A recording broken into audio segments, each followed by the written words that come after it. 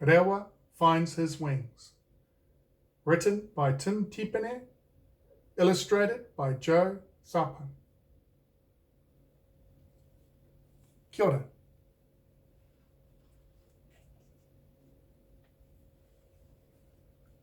Oh, to be a bird, thought Rewa, how he would soar, touching the blue sky with the tips of his wings. He imagined being a piwai waka, fluttering about from branch to branch deep in the forest. He imagined being a kiridu, flapping his wings to make a whooshing sound, swooping over treetops. He imagined being a tui, dancing through the air with his mate and singing such a sweet song.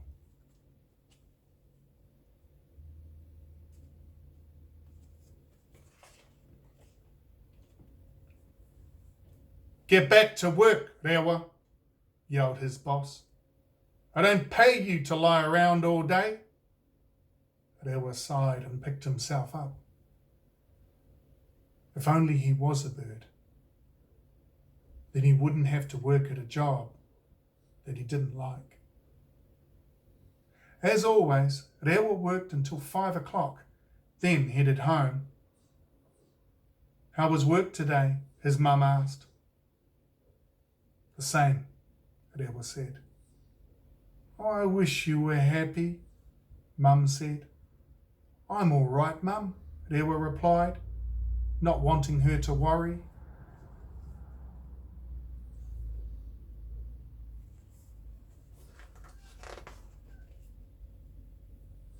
But Mum was worried. She asked Rewa to visit a friend she had up north, a tūhonga. Now, tūhonga know special things that no ordinary person knows. Rewa climbed into his car and drove up north. After a long drive, Rewa found the cranky old house.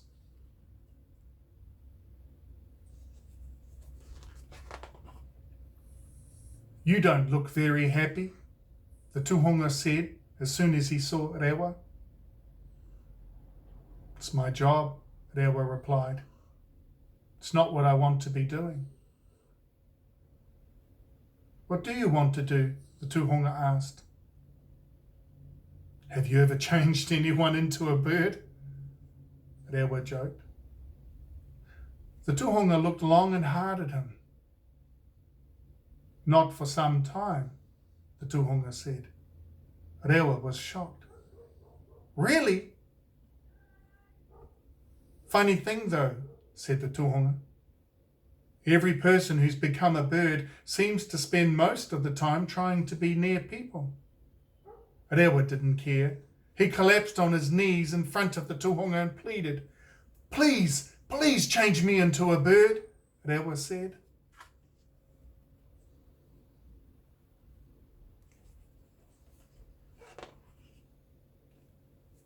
The tūhonga sighed.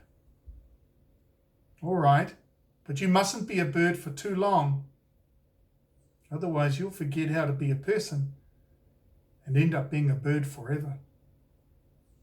Rewa agreed. So the tūhonga chanted over Rewa. As if waking from a dream, Rewa realised he was a bird, a piwai waka.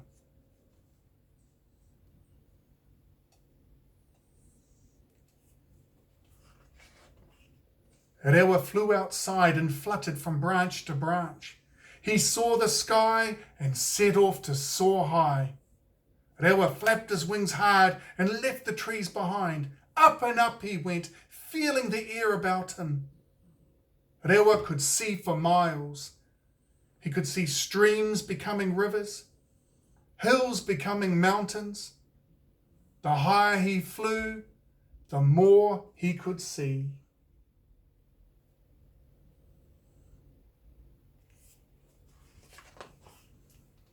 Come back, Rewa. Come back, cried the tūhonga. You'll forget. Rewa didn't care.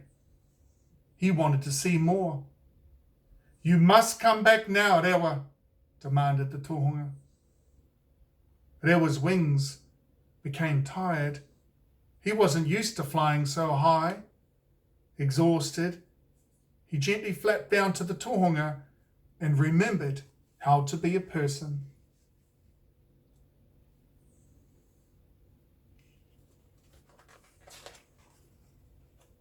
The next day at work, Rewa couldn't stop thinking about his flight as a bird. When all the machines stopped for lunch, Rewa lay back and listened to the kereru cooing in a nearby tree and dreamed of flying higher. When work finished, Rewa jumped in his car and drove up north. The tohunga wasn't surprised to see him. Rewa collapsed on his knees in front of the tohunga and pleaded, "Please, please, change me into a bird again," Rewa said. The tohunga looked long and hard at Rewa.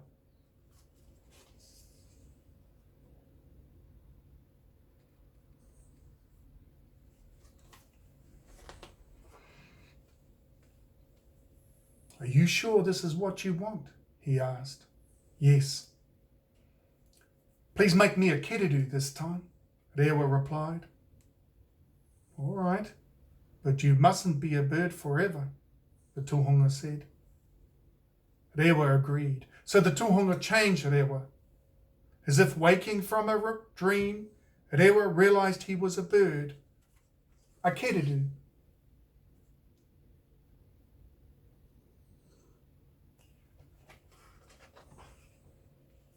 With a great whooshing sound, Rewa beat his wings. Rewa flew over the treetops. Hungry for height, he flew straight up. Up and up Rewa went until he could see whole towns and over mountains to where rivers met the ocean.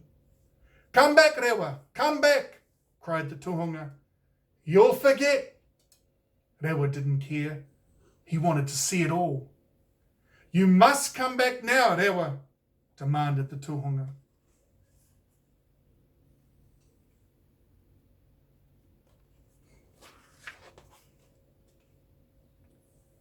Rewa's wings grew heavy.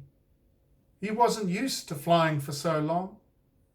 Rewa gently flapped down to the tohunga and remembered how to be a person. The next day, Rewa couldn't stand it any longer. He was fed up doing work he didn't like, so fed up that he walked off the job. His boss was angry, but Rewa didn't care. The only thing in his mind was soaring through the sky.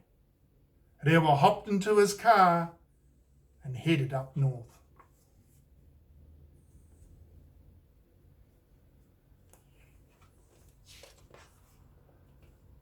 "You're early," the tohunga said when he saw Rewa.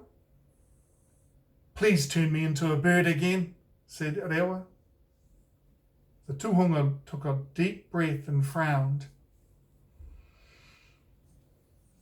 "Are you sure this is what you want?" "I want to be a tui this time," Rewa smiled. "Well, as I've said before, Rewa, you mustn't be a bird for too long. Otherwise you'll forget how to be a person and end up being a bird forever," said the tohunga. Rewa agreed.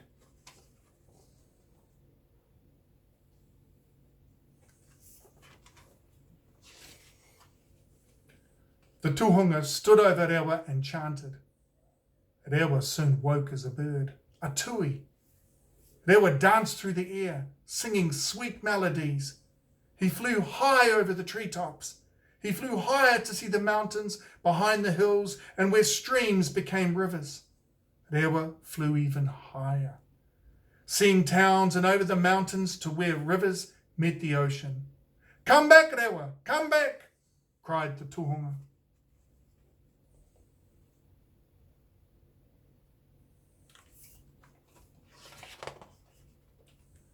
But Rewa flew even higher, up into the clouds. "You must come back now, Rewa," demanded the tohunga. Rewa swooped down and soared up high again, with the wind gently caressing his body. As Rewa touched the blue with the tips of his wings, He wore the sun on his back. "Oh, Rewa," sighed the tūhunga.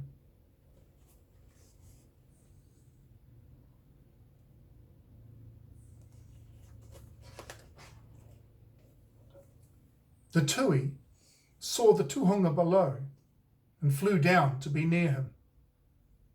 The tūhunga smiled at the bird. "Well, I see you're finally happy, Rewa." The tūhunga laughed. "Birds just can't be people," he said.